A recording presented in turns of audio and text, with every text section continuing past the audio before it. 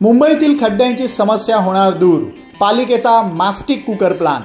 आता रस्त्यावर खड्डे झाले की वेगाने कामाला लागणार। तुम्हालाही ऐकून आश्चर्य वाटलं असेल ना? मुंबई महानगरपालिका तेही वेगाने खड्डे बुजवणार? याचं उत्तर सध्या तरी होय असंच आहे। कसं ते जाणून घेऊयात। खड्ड्यांची तक्रार आल्यास 24 तासाच्या आत यावर तोडगा काढून कारवाई करा असे आदेशच आयुक्त भूषण गगरानी यांनी दिलेत। दुर्लक्ष झाल्यास दंडात्मक कारवाई केली जाईल असंही सांगितलं आणि यंत्रणा त्वरित कामाला लागल्यात। रस्त्यावरील खड्डे बुजवण्यासाठी विभागनिहाय 3 म्हणजेच एकूण 72 मास्टिक कुकर उपलब्ध ठेवण्याच्या सूचना करण्यात आल्यात। आता हे मास्टिक कुकर म्हणजे काय?